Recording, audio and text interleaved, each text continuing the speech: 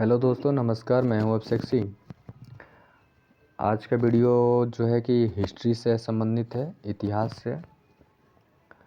तो शुरू करने से पहले कुछ आप लोगों को बता दूं कि एसएससी जीडी का जो है कि वैकेंसी आ चुकी है। 26,141 पोस्ट है। तो आप लोग यही कहेंगे कि दोस्तों अच्छे से तैयारी में लगे रहिए और प्रिपरेशन करते रहिए और एक बेहतर तरीके से तैयारी कीजिए कि ये सोचकर कि इस बार सिलेक्शन लेना है, ऐसे तैयारी कीजिए। और फरवरी में एग्ज़ाम है, ज़्यादा टाइम भी नहीं है। 2 महीना आप लोग के लिए मिला है। 2 महीना नहीं, वो 1.5 महीना ही समझिए, क्योंकि 10-20 दिन तो आप लोग काम धंधा इधर उधर घूमने में लग जाता है और इतने में किसी भी सिलेबस को तैयारी करना बहुत कठिन रहता है। क्योंकि पहले तो आपका हिंदी मोस्ट इम्पोर्टेंट रहेगा, सेकेंड में जीके जीएस है, उसके बाद आपका वो क्या बोला था रीजनिंग है, फिर मैथ है। तो आप लोग का ऑलरेडी मैं इंग्लिश का क्लास चल रही है, हिंदी के चल ही रही है। वीडियो मैं छोड़ चुका हूँ, यूट्यूब पर आप देख सकते हैं। और कोशिश कर रहा हूँ कि हिस्ट्री का भी वीडियो हमेशा डालते रहें और डेली डालूँ, एक नहीं डेली। और बेहतर तरीके से आप लोगों को समझाऊँ, और बेहतर तरीके का मतलब पीडीएफ के साथ आप लोग को जो है कि इस वीडियो को अपलोड करूँ। ठीक है दोस्तों, तो हमारे तरफ से कोशिश तो यही रहेगा कि आप लोग के यहाँ अच्छी से अच्छी तरीके से कुछ ना कुछ सिखाता रहूँ, भेजता रहूँ। तो शुरू करते हैं दोस्तों। हिस्ट्री क्या है? आज का जो लेसन है, सब्जेक्ट आपका हिस्ट्री है, जो कि पहले इंट्रोडक्शन इसका करवाएंगे। इंट्रोडक्शन के बाद आप लोग का शुरू से बताया जाएगा। तो पहले आता है दोस्तों प्राचीन इतिहास। क्या आता है? प्राचीन इतिहास, जो कि अज्ञात से लिया जाता है, जिसमें राम कहानी और कृष्ण लीला और पता होगा आप लोगों को चलता है, महाभारत और भारत। उसके बाद आता है मध्यकालीन इतिहास, जो बीच वाला इतिहास आता है, जिसमें हुमायूं, बाबर, अकबर, मोहम्मद बिन कासिम, गजनवी को लिया जाता है, जो कि 711 एडी से 707 एडी तक होता है। फिर 1707 से अब तक चल आ रहा है आधुनिक इतिहास, जो कि आप लोगों के 1857 की क्रांति हुई, देश आज़ाद हुआ, 2023 चल रहा है। ये अब तक जो चल रहा है ये सब क्या है? आधुनिक इतिहास है। तो शुरू करते हैं हिस्ट्री। इतिहास के जनक किसे कहा जाता है दोस्तों? तो हेरोडोटस को कहा जाता है। इतिहास का जनक किसे कहा जाता है? तो हेरोडोटस को कहा जाता है। हेरोडोटस, इनकी एक बुक है जिसकी नाम है हिस्टोरिका। क्या नाम है? हिस्टोरिका। किसकी बुक है? हेरोडोटस की। उसके बाद आते हैं दोस्तों एडी। पहले एडी का मतलब समझ लेते हैं। एडी का मतलब होता है ईस्वी। क्या होता है दोस्तों? ईस्वी होता है। एडी का मतलब ईस्वी होता है। जैसे मान लीजिए ईस्वी क्या है? ये मान लीजिए हमारा मध्य जो है, मध्य बिंदु, ये हमारा मध्य बिंदु है। अब मध्य बिंदु को हम क्या मानते हैं? ईसा का जन्म मानते हैं। क्या मानते हैं? ईसा का जन्म।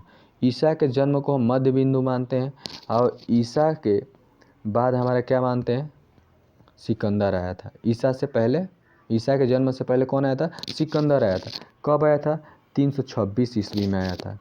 ईसा से जन्म से पहले सिकंदर आया था 326 में। लेकिन हम लोग क्या मानते हैं? ईसा के जन्म को ही मानते हैं। ईसा के जन्म से पहले हमारा 2006, उसके बाद 1526, उसके बाद 1857 की क्रांति हुई, फिर 1947 देश आज़ाद हुआ, फिर 2023 चल रहा है। ठीक है दोस्तों, तो ईसा के जो होता है एडी जो होता है ना दोस्तों, ये क्या है? एडी दिया है। क्या दिया है? एडी का फुल फॉर्म होता है एनो डेमिनी। और बिफोर का होता है ईसा पूर्व, जिसको बिफोर क्रिस्ट कहा जाता है। यानी ईसा के जन्म से पहले हमारा क्या आएगा? एडी आएगा, बीसी आएगा, यानी ईसा पूर्व आएगा। ईसा से पहले ईसा पूर्व आएगा। और वहीं हमारा ईसा के जन्म के बाद क्या आ जाएगा? एडी आ जाएगा। क्या आ जाएगा? एडी आ जाएगा। यानी ईसवी, जिसको हम लोग ईसवी कहते हैं। ईसा के जन्म से पहले यानी ईसा पूर्व कहा जाता है, यानी बीसी कहा जाता है। ईसा के जन्म के बाद ईसा के जन्म से पहले एडी कहा जाता है। ईसा के जन्म के बाद ईसा पूर्व कहा जाता है, यानी बीसी कहा जाता है। ईसा के जन्म से पहले एडी कहा जाता है, ठीक है। अब बाद को बीसी कहा जाता है, ठीक है दोस्तों। तो शुरू करते हैं। मान लीजिए ईसा के जन्म को हम क्या मानते हैं, मध्य बिंदु मानते हैं, जिसे एडी कहा जाता है। मध्य बिंदु हमारा ये मान लीजिए मध्य बिंदु हो गया। इधर का हिस्सा को हम क्या बोलेंगे, एडी बोलेंगे, यानी ईसा के जन्म सब जो चल रहा है उसको हम क्या बोलेंगे, एडी बोलेंगे। आज जो ईसा के जन्म से पहले हो चुका है, पूर्व माने पहले हो चुका है, उसको हम क्या बोलेंगे, बीसी बोलेंगे, ठीक है दोस्तों। उसके बाद आते हैं ईसा के जन्म से पहले कौन आया था भारत, तो 326 बीसी में भारत सिकंदर आया था। कौन आया था, सिकंदर भारत आया था। कब, 326 में आया था। कहा जाए आज से कितने साल पहले सिकंदर भारत आया था, तो दोस्तों आज से कितने साल पहले सिकंदर भारत आया था, मान लीजिए कितना चल रहा है हमारा, 2023 चल रहा है। कब आया था, 326 में आया था। तो 6 3 9 4 3 यानी 2349 साल बाद हमारा कौन आया था, सिकंदर भारत आया था, ठीक है। लेकिन हमें क्या पढ़ना है, ईसा के जन्म के बाद वाला नहीं, अब जन्म से पहले वाला, अब जन्म वाला पढ़ना है, यानी पहले वाला पढ़ना है, ठीक है। तो मध्यकालीन इतिहास शुरू करते हैं। क्या शुरू करते हैं दोस्तों, मध्यकालीन इतिहास। तो मध्यकालीन इतिहास में जो है कि अरब आक्रमण पढ़ेंगे पहले। क्या पढ़ेंगे, अरब आक्रमण। अब दोस्तों जो है कि अरब आक्रमण जो होता है ना, ये हमारा मान लीजिए भारत है। क्या है, भारत है, ठीक है। अब जो अरब आक्रमण हुआ भारत है, अरब आक्रमण होता है तो मान लीजिए हमारे इधर का हिस्सा क्या आता है, पाकिस्तान आता है। आप लोग भारत के नक्शे में देखे होंगे, इधर आता है पाकिस्तान, पाकिस्तान के बाद है अफगानिस्तान, अफगानिस्तान के ये हमारा क्या है, अरब हो जाएगा इधर। तो ये लोग क्या होते क्या अरबी लोग क्या किए, पहले अरबी लोग हमारे अफगानिस्तान में आए, डेरा डंडी डाले, लिट्टी चोखा खाए, भौरी ओरी। उसके बाद पाकिस्तान में प्रवेश किए। पाकिस्तान में जब प्रवेश किए तो यहाँ का हरा भरा हरियाली सब देखे तो कहे वाह क्या प्राकृतिक दृश्य है, नेचुरल फैक्ट्स। तो ये उसके बाद ये क्या हुआ कि अब यहाँ पर सिंध में आकर ठहर गए।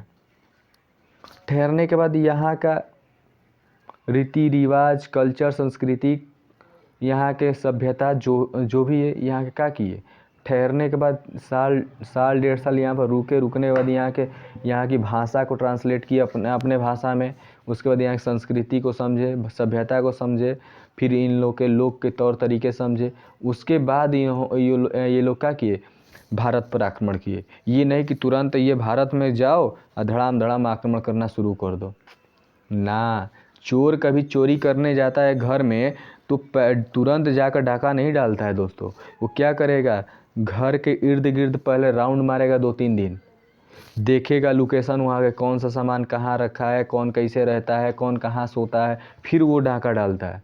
तो उसी तरह से ये लोग क्या किए, यहाँ पर आकर ठहरे, ठहरने के बाद यहाँ पर आक्रमण किए, ठीक है दोस्तों।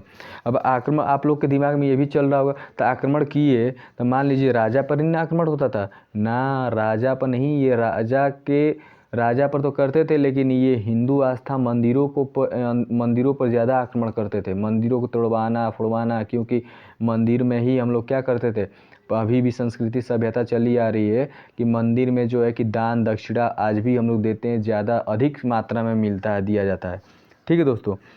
तो ये पहले हम ये सब बाद में बताएंगे कि कौन क्या है।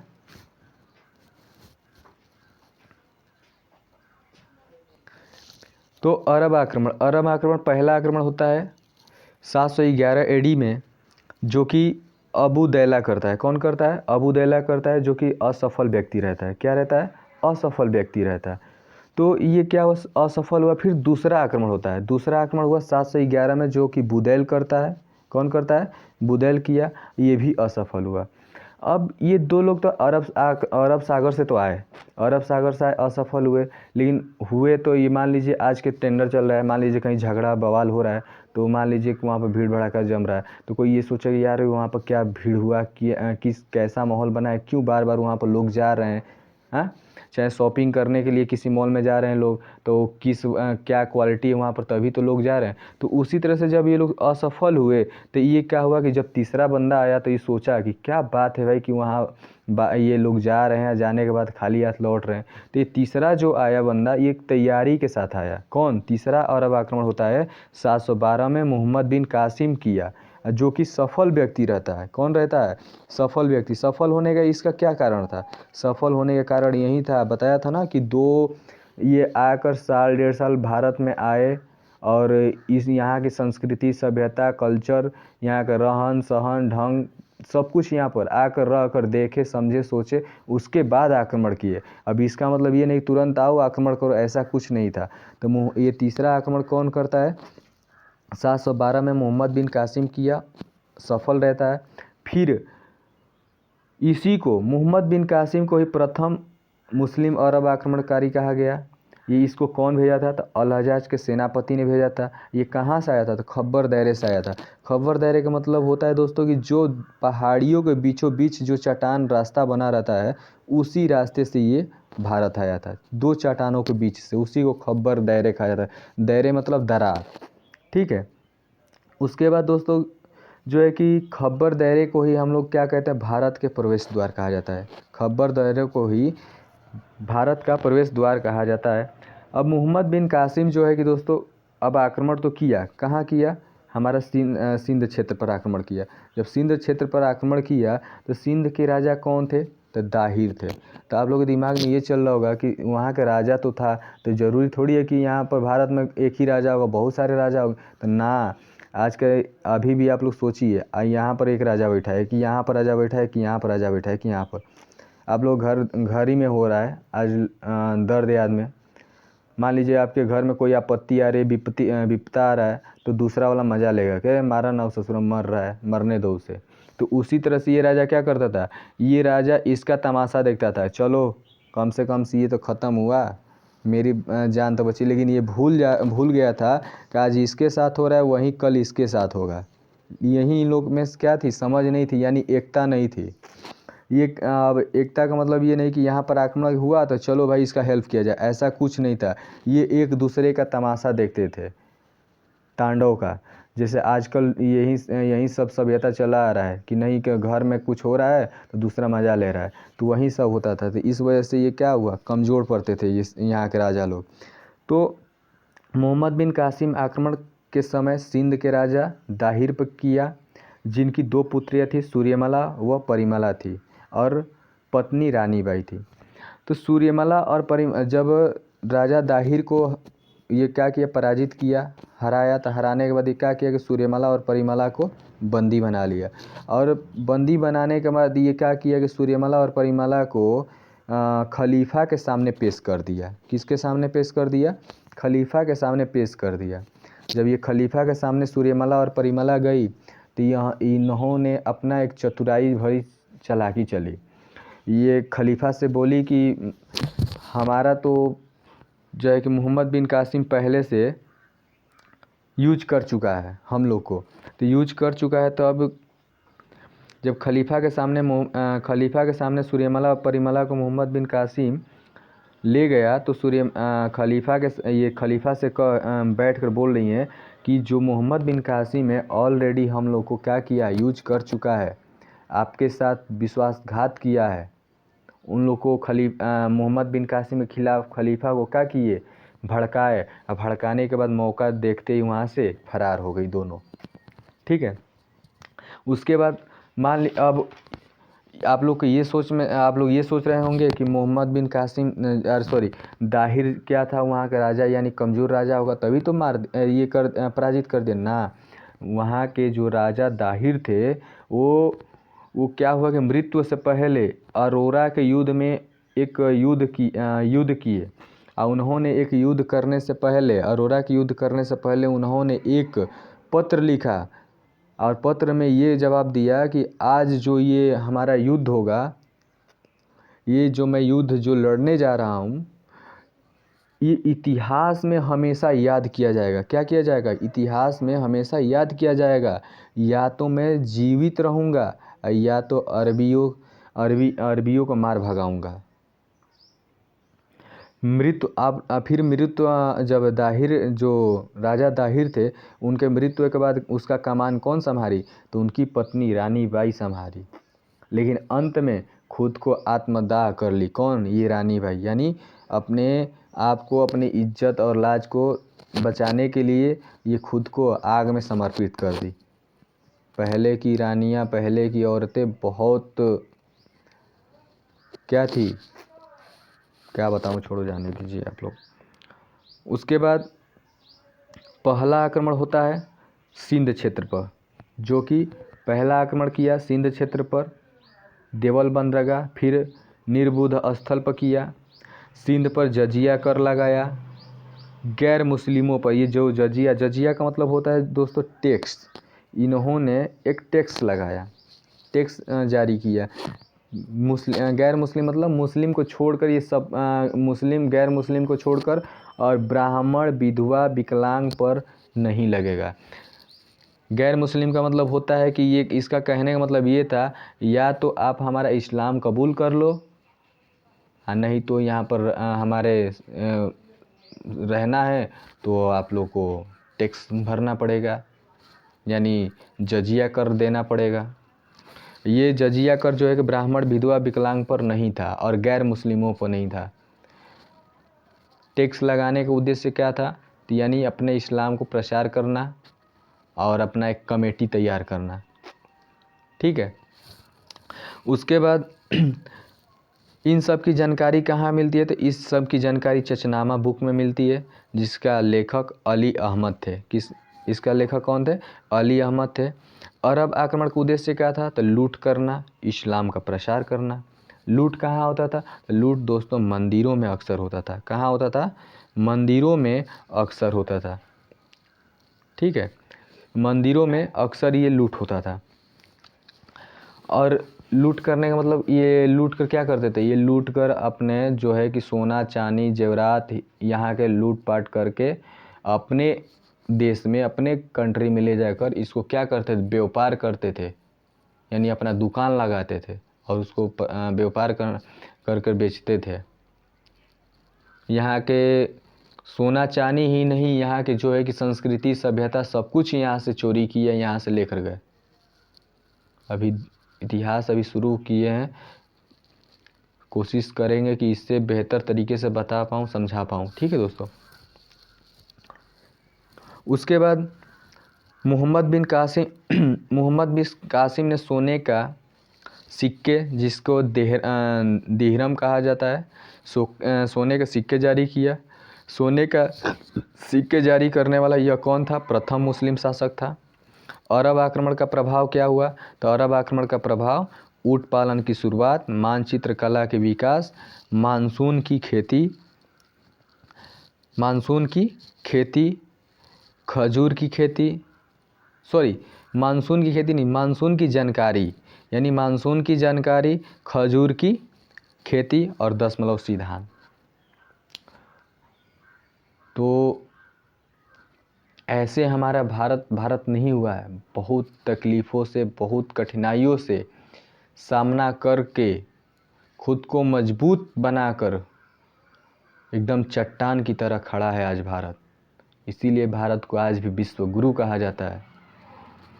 जो यहाँ की संस्कृति सभ्यता को तहस नहस किया गया, आज वो संस्कृति आज भी यहाँ पर होती।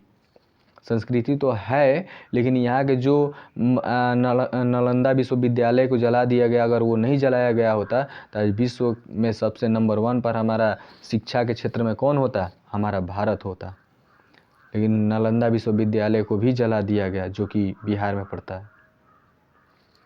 तो इन सब की भी जानकारी आगे चलकर मिलेगी आगे वाली वीडियो में।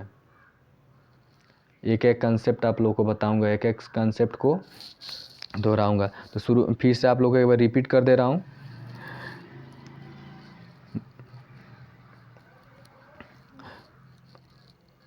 भारत पर आक्रमण, पहला आक्रमण 712 में अबू दैला असफल व्यक्ति था। दूसरा अरब आक्रमण 711 में बूदल असफल था। तीसरा अरब आक्रमण 712 में मोहम्मद बिन कासिम असफल था, जो कि यह प्रथम मुस्लिम अरब आक्रमणकारी था। इसको किसने भेजा था? तो अल हज्जाज ने भेजा था। ये कहाँ से आया था? तो खब्बर दायरे से आया था, और इसी को खब्बर दायरे को ही भारत का प्रवेश द्वार कहा गया। मोहम्मद बिन कासिम के आक्रमण के समय सिंध के राजा कौन थे? दाहिर थे, जिनकी 2 पुत्रियाँ थी, सूर्यमला और परिमला थी, जिनकी एक पत्नी थी रानी बाई। दाहिर के मरने के बाद उसका कमान जो है कि राजपाट कौन संभाली? तो रानी बाई संभाली। वो भी आगे चलकर क्या कर ली? खुद को आत्मगाह कर ली। ठीक है दोस्तों, पहला आक्रमण सिंध क्षेत्र पर देवल बंदरगाह पर हुआ, फिर निर्बोध स्थल पर हुआ। सिंध पर जजिया कर जजिया यानी टैक्स लगाया गया, जो कि गैर मुस्लिमों पर नहीं लगा। यानी आप मुस्लिम बने, आप मुस्लिम इस्लाम कबूल करते हैं तो आप पर टैक्स नहीं लगेगा। और ये विकलांग, विधवा और ब्राह्मणों पर नहीं लगा। उसके बाद इन सब की जानकारी कहाँ मिलती है? तो चचनामा बुक में मिलती है, जिसकी लेखक अली अहमद थे। अरब आक्रमण का उद्देश्य लूटपाट करना, इस्लाम का प्रसार करना। मोहम्मद बिन कासिम ने सोने के सिक्कम दहरम जारी किए, जो कि प्रथम मुस्लिम शासक था। अरब आक्रमण का प्रभाव क्या था? तो अरब आक्रमण का प्रभाव ऊँट पालन की शुरुआत, मानचित्र कला के विकास, मानसून की जानकारी, खजूर की खेती, दशमलव धान। तो उम्मीद करते हैं आज का वीडियो बहुत अच्छा लगा होगा, बेहतरीन होगा। नहीं होगा तो कोशिश करेंगे इससे भी अच्छा वीडियो बनाने के लिए। और यही कहेंगे, लाइक करें, सब्सक्राइब करें और अपने दोस्तों के पास शेयर करें। धन्यवाद।